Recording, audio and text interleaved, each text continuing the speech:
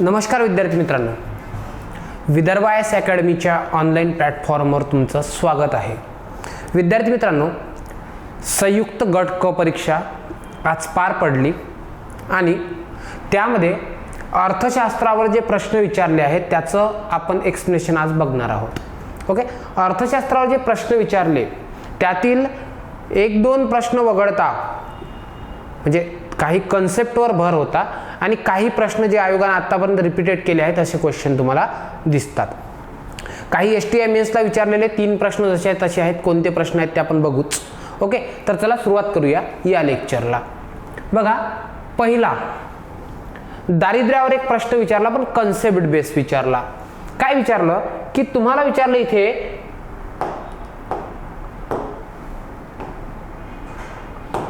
निरपेक्ष दारिद्र्य म्हणजे तो बोलून राहिला ॲब्सोल्यूट पॉवर्टी बद्दल जी भारतात मोजली जाते.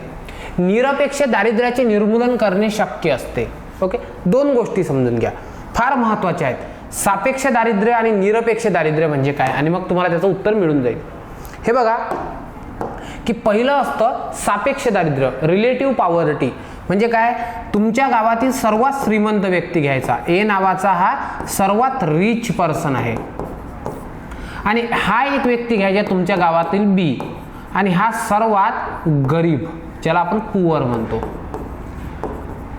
Bye wealth. असे दोन लोक घ्यायचे आणि या दोघांची तुलना करायची, त्याला म्हणतात रिलेटिव्ह पॉवर्टी. म्हणजे तुमच्या देशात जेवढे सर्वात श्रीमंत लोक आहेत त्यापैकी 10% आणि सर्वात गरीब त्यापैकी 10%, आणि हे दोघं मोजायचे आणि याच्या उत्पन्नातील तफावत मोजायची. हे कुठे शक्य आहे, जो देश श्रीमंत देश आहे, ज्याला आपण डेव्हलपिंग नाही म्हणू शकत, त्याला म्हणतो विकसित, डेव्हलप कंट्रीज. विकसित देशांमध्ये अशा प्रकारचं दारिद्र्य मोजतात. का, त्याचं कारण आहे सर्वच लोकांकडे मिनिमम इन्कम सोर्स असतात, सर्वच लोकांकडे उत्पन्नाची किमान साधनं असतात. त्यावेळी श्रीमंत देशांमध्ये आपण मोजतो. पण मला एक सांगा रे, जर तुम्ही सर्वात श्रीमंत 10 लोक घेतले, 10% घेतले, सर्वात गरीब 10% घेतले, यामध्ये तुम्ही एकदम गरीब कोण आहे असं ओळखू शकता का? नाही. गरीब काय कन्सेप्ट आहे, जर एखादा डेप्युटी कलेक्टर असेल आणि त्या डेप्युटी कलेक्टरच्या बाजूला एखादा क्लर्क जर उभा केला, तर मग म्हणजे तुमच्या ऑफिसमधला एखादा क्लार्क उभा केला, ठीक आहे, किंवा तुमच्या आजूबाजूला एखादा क्लार्क उभा केला, तर श्रीमंत कोण? DC. या DCच्या बाजूने एखादा जर IAS ऑफिसर असेल म्हणजे कलेक्टर असेल, श्रीमंत कोण? कलेक्टर. यांच्या बाजूने एक बिझनेसमॅन असेल, तो उभा केला, कोण? श्रीमंत. हे म्हणजे बघा ना, याला म्हणतात रिलेटिव्ह कन्सेप्ट. यापेक्षा हा श्रीमंत म्हणजे पायी चालणाऱ्यापेक्षा सायकलवाला श्रीमंत, सायकलवाल्यापेक्षा दुचाकीवाला श्रीमंत, दुचाकीवाल्यापेक्षा कारवाला श्रीमंत, आणि कारवाला जो असेल नॉर्मल कारपेक्षा ऑडीवाला सर्वात श्रीमंत. आणि यांच्या सर्वांच्या बाजूला एक अंबानी जर उभे केले तर मग हे सर्व गरीब. मला सांगा, यात एक्झॅक्ट गरीब कोणी तुम्हाला समजू शकेल का? तुम्हाला निर्मूलन करता येईल का? नाही करता येत. मग भारतात काय मॉडेल वापरतात? भारतात एक मॉडेल वापरतात. कोणतं? की आपण काय करतो, एक रेषा तयार करतो, BPL, बिलो पॉवर्टी लाईन. मग तिथे काय करतो, आधी कॅलरी ठरवायचो.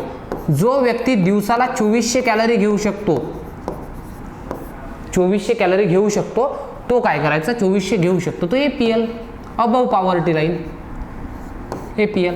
जो घेऊ शकत नाही तो BPL. For example world bank करते, काय करते, $1.5. आता हे बदललेलं असेल, मी फॉर एक्झाम्पल सांगतो. $1.5 जो कमवितो तो APL, जो कमवू शकत नाही तो BPL. इथं काय, इथं गरीब तुम्हाला ऑटोमॅटिक लक्षात येतं, जो कमवू शकत नाही तो गरीब. आणि हे लोक आपण शोधून काय करू शकतो, यांचं निर्मूलन करू शकतो. मग बघा, लक्ष द्या, निरपेक्ष दारिद्र्याचे निर्मूलन करणं शक्य आहे. अगदी बरोबर आहे, कारण भारतात काय केलं जातं, भारतात असंच सर्वेक्षण करतं, नीती आयोग काय करतं, यांच्यासाठी वेगवेगळ्या योजना राबवतो, वेगवेगळे मंत्रालय आहेत त्या योजना राबवतो. दुसरं सापेक्ष दारिद्र्य, हे बघा रिलेटिव्ह पॉवर्टी, सापेक्ष. Okay, relative. सापेक्ष दारिद्र्य हे जास्त उत्पन्न गटाबरोबर कमी उत्पन्न गटाच्या तुलनेवर आधारित असते. बरोबर, सर्वात श्रीमंत सर्वात गरीब लोकांचं कंपॅरिझन करायचं. आणि तिसरं विधान, या विधानाबद्दल आता तुम्हाला कन्फ्युजन असेल.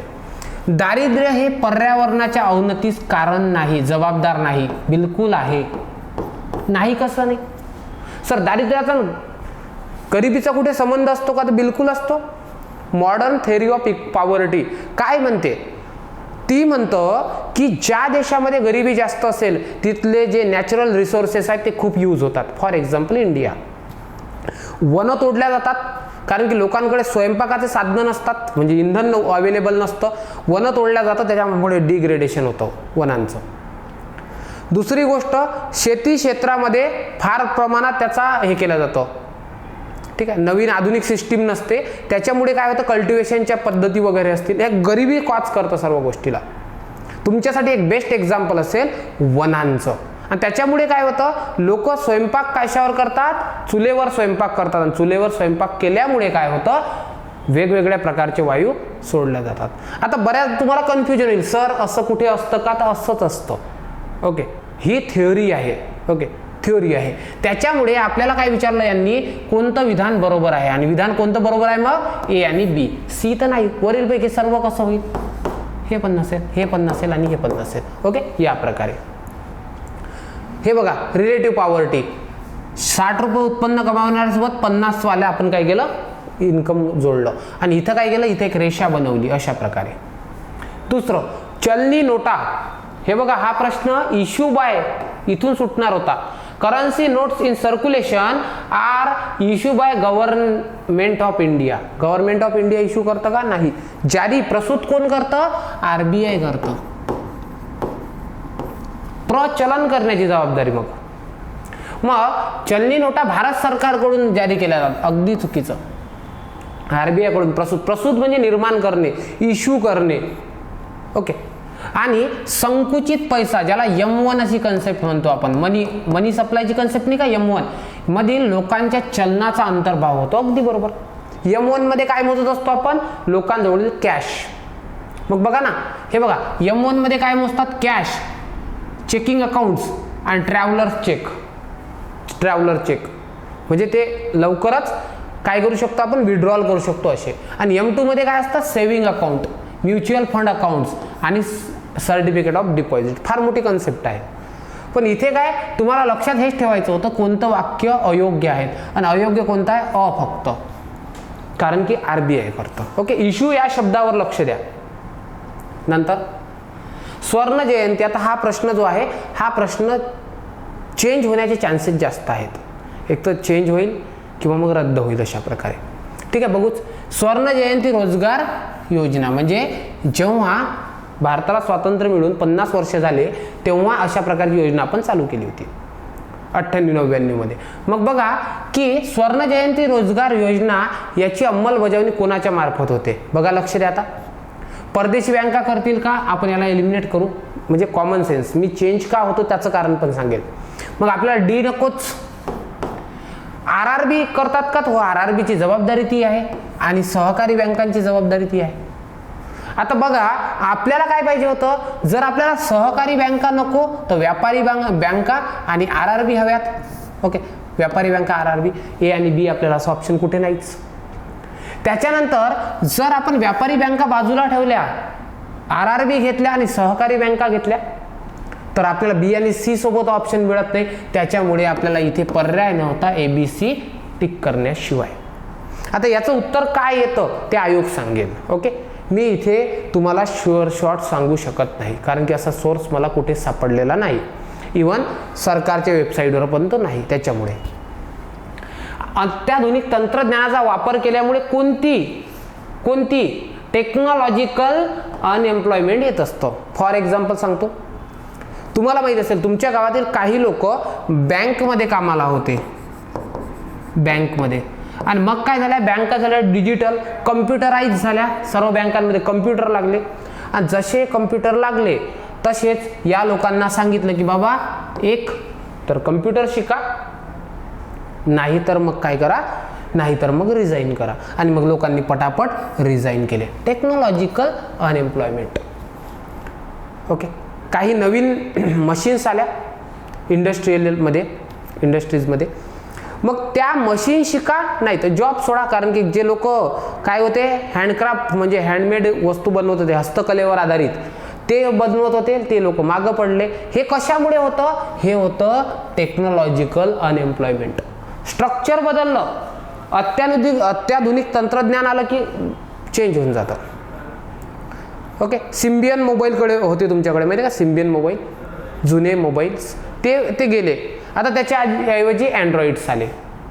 ते लोक जे अनएम्प्लॉईड झाले ते लोक, तुमच्या गावातील लोक, हातानं काहीतरी विणणारे लोक, आता जर चांगल्या मशीन मेड जर चांगल्या आकर्षक वस्तू मिळत असतील तर मग त्या लोकांच्या पोटावर पाय पडतो आणि त्यालाच म्हणतो आपण टेक्नॉलॉजिकल काय अनएम्प्लॉयमेंट. ओके, हे त्याचं उत्तर असेल.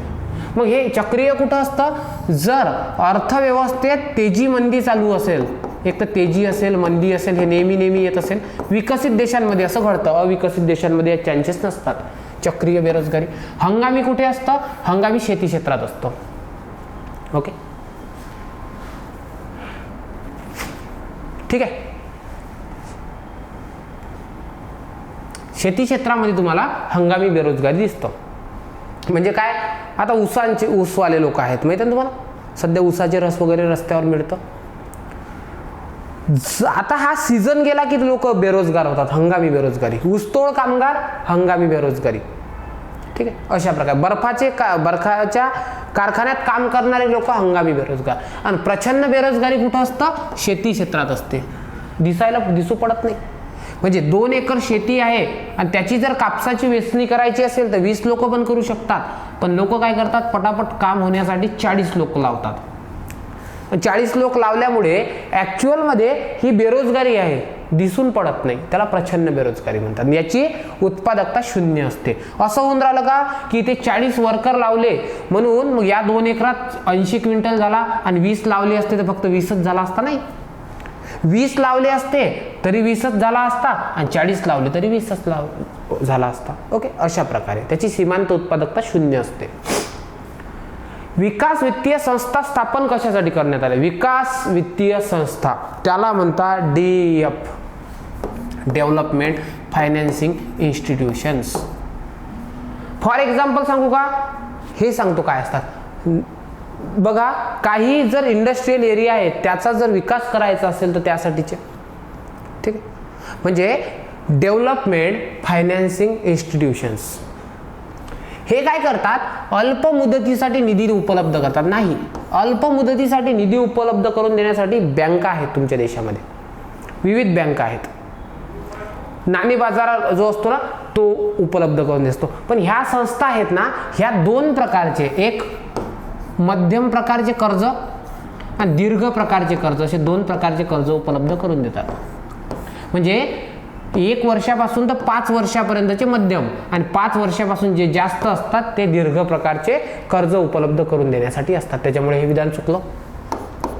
कृषी आणि मुख्य क्षेत्राचा विकास वाढवण्यासाठी मदत करतात, अगदी बरोबर आहे.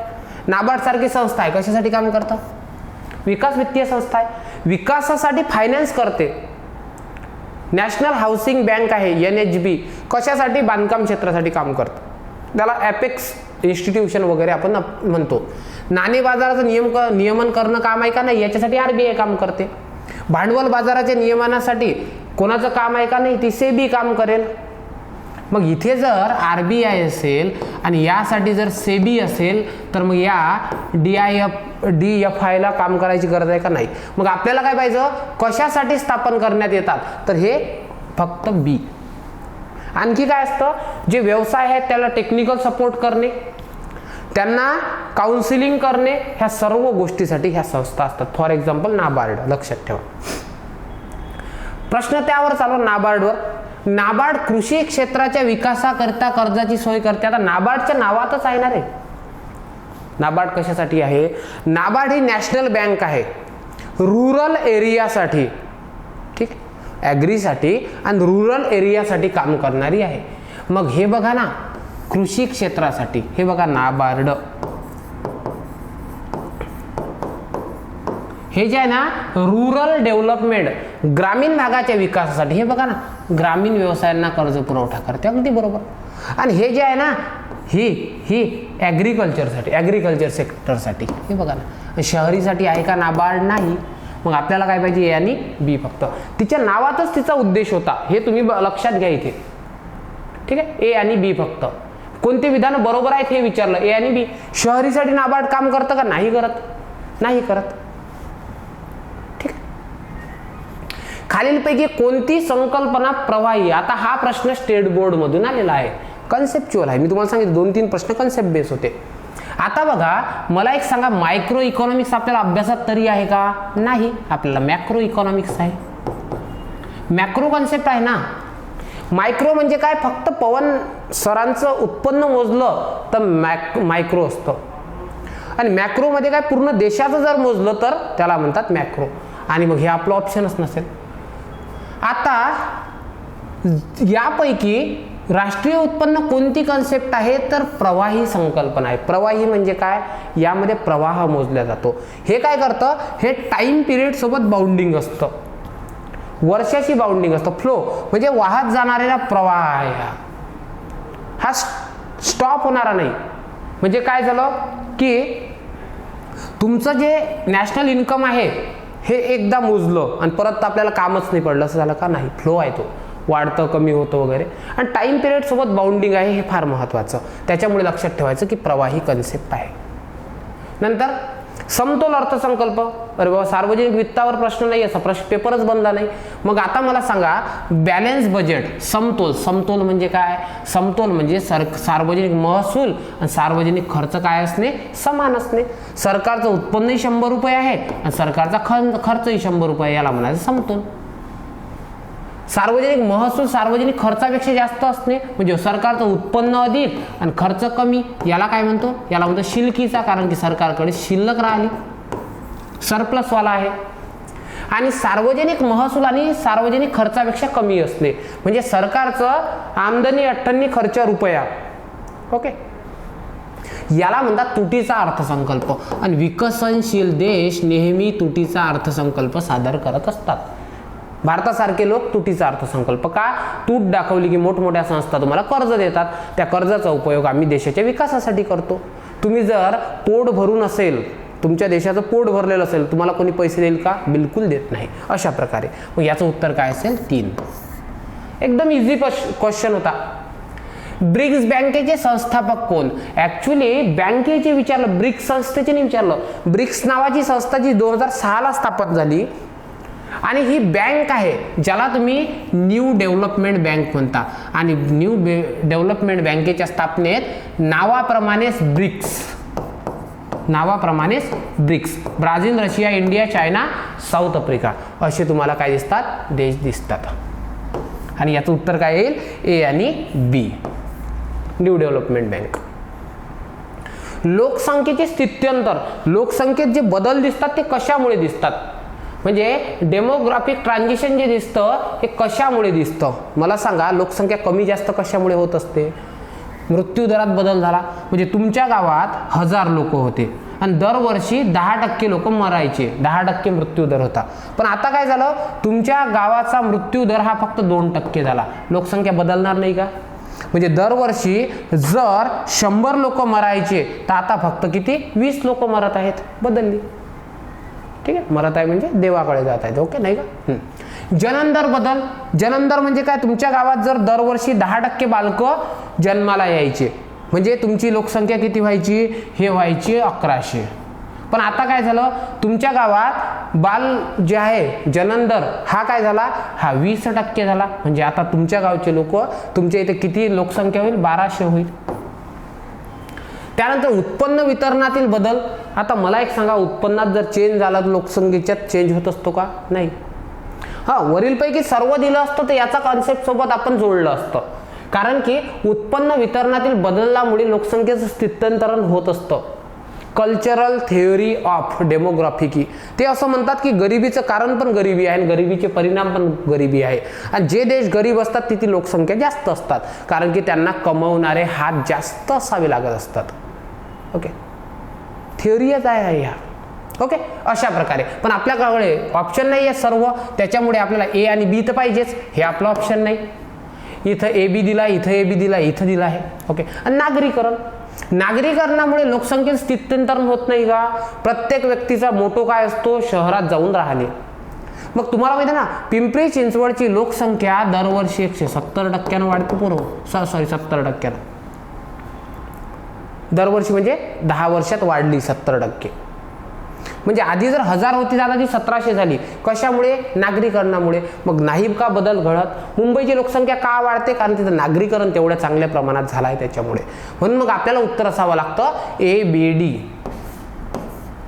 ते तुमचं उत्तर आहे. कोणत्या योजनेद्वारे गरीब महिलांना मोफत गॅस? दत्तक प्रश्न आहे आयोगाचा. उज्ज्वला योजना. जीवन ज्योती तर नाहीच, जनधन बँकांसाठी आहे, सौभाग्य वीज जोडणीसाठी आहे. अशा प्रकारे उज्ज्वला योजना. का रे बाबा? कारण की उज्ज्वला 2.0 ची आता हे झाली सुरुवात, त्याच्यामुळे हा प्रश्न विचारला. ठीक आहे. त्यानंतर आयकरापासून, इन्कम टॅक्स पासून मिळणारं जे उत्पन्न आहे ते कोणाला मिळतं? आता केंद्रशासित प्रदेशाला कसं मिळेल? स्थानिक सरकार, तुमची ग्रामपंचायतनं तुमच्यावर कधी इन्कम टॅक्स आकारला का? नाही. इन्कम टॅक्सच्या जागा राज्य सरकारनं कधी काढल्या का? नाही. कोण काढतं? केंद्र काढतं. डिपार्टमेंट कोणाचं आहे? केंद्राचं आहे. मग त्याचं उत्पन्न कोणाला मिळत असेल? केंद्राला. आणि केंद्र वाटतं ते वेगळं, नंतर ते वाटत असेल तो वेगळा भाग, पण कोण जमा करतं? केंद्र सरकार करतं. भारतात गरिबी कमी करण्यासाठी कोणती योजना? आता बघा ना, रोजगार हमी योजना गरिबी कमी करण्यासाठी, जवाहर रोजगार योजना गरिबी कमी करण्यासाठी, स्वर्ण जयंती शहरी रोजगार योजना गरिबीसाठी. आणि ही जी आहे कल्चरल डेव्हलपमेंट प्रोग्राम, हा सांस्कृतिक वारशाच्या संदर्भातील स्कीम आहे. अमेरिकेच्या धर्तीवर भारतानं स्टार्ट केलेली. ओके. UN फंडिंग केलं होतं याला, ती स्कीम. आता हा प्रश्न, जागतिक व्यापारी संघटना म्हणजे WTO मुळे भारतात कोणत्या बाबतीत जास्त नुकसान झालं? कोणत्या बाबतीत जास्त नुकसान झालं? तर पोरो, हा जर प्रश्न इथे वाचला तर हे ट्रिप्स याचं उत्तर येऊ शकतं. व्यापारासंदर्भात बौद्धिक मालमत्तेचा हक्क, म्हणजे ज्याला तुम्ही पेटंट म्हणता. तुम्हाला माहित असेल भारतात पेटंट जे आहेत ते पेटंट नोंदवण्याचा दर भारताचा फारच कमी आहे, पुअर आहे. भारतात तेवढे पेटंट काय होत नाही, रजिस्टर्ड होत नाहीत. का? त्याचं कारण आहे, कारण की भारताच्या लोकांना पेटंट रजिस्ट्री हा प्रकार समजलेला नाही. आणि भारतातले अनेक वैज्ञानिकांचे पेटंट, अनेक सामान्य व्यक्तीचे पेटंट हे लोकांनी स्वतःच्या नावावर लाटलेले आहेत. त्याच्यामुळे व्यापारासंदर्भातील बौद्धिक मालमत्तेचा हक्क ट्रिप्स हा याचं उत्तर संभाव्य उत्तर असू शकतं. ठीक आहे. खालीलपैकी कोणता कर हा अप्रत्यक्ष कर नाही? म्हणजे हा इनडायरेक्ट टॅक्स नाही, डायरेक्ट टॅक्स आहे. मला एक सांगा, टॅक्स म्हणजे काय? दोन प्रकारचे टॅक्स असतात. एक असतं डायरेक्ट टॅक्स आणि एक असतं इनडायरेक्ट टॅक्स. डायरेक्ट टॅक्स म्हणजे काय? जो कमवेल तोच भरेल. मी नोकरी करतो, माझं उत्पन्न आहे, मीच कमवेल मीच भरेल. मी असं म्हणू शकतो का की आज तुम्ही भरा रे माझं इन्कम टॅक्स? नाही. कर भार कर घात, कराचा भारही माझ्यावर, कराचा घातही माझ्यावर. इनडायरेक्ट टॅक्स काय असते? कमवणारा वेगळा, भरणारा वेगळा. फॉर एक्झाम्पल, सोनीचा टीव्ही तुम्ही घेता, ओके, ॲपलचा मोबाईल तुम्ही घेता, पण त्यावरचा GST म्हणजे कमावती कंपनी, पण ती GST कोण भरतं? तुम्ही भरता. टीव्ही घ्यायला जाता, टीव्ही 50,000चा, ते सांगतात बाबा टीव्हीवर 18% GST आहे, कोण भरेल? सोनी टीव्हीवाला भरतं का? तुम्ही भरता. आणि मला सांगा, कॉर्पोरेशन टॅक्स हा कंपनीच्या नेट प्रॉफिटवर लागत असतो, नेट प्रॉफिट निव्वळ उत्पन्नावर लागत असतो. मग मला एक सांगा, की कॉर्पोरेशन टॅक्स जर असेल तो असं झालं का कधी की एखाद्या कंपनीचं उत्पन्न आहे तिने लोकांना भरायला लावलं नाही, जो कमवेल तो भरेल. GST विक्री कर, सेल टॅक्स कोण भरतं? म्हणजे विक्रीच्या ठिकाणी, ठीक आहे, जो विकत घेईल तो. उत्पादन कर आणि जकात कर हे तिन्ही काय आहेत? इनडायरेक्ट टॅक्स आहेत. आणि तो उरलेला डायरेक्ट टॅक्स. ओके. सो या डिस्कशनमध्ये आपण उत्तर बघितलं. एकदा रिवाइज करून घ्या की याचं उत्तर जे आहे ते AB असेल, निरपेक्ष दारिद्र्याच्या संदर्भात, कारण की तिसरं विधान चुकीचं आहे. त्यानंतर यामध्ये तुम्हाला चुकीचं विधान A दिसेल.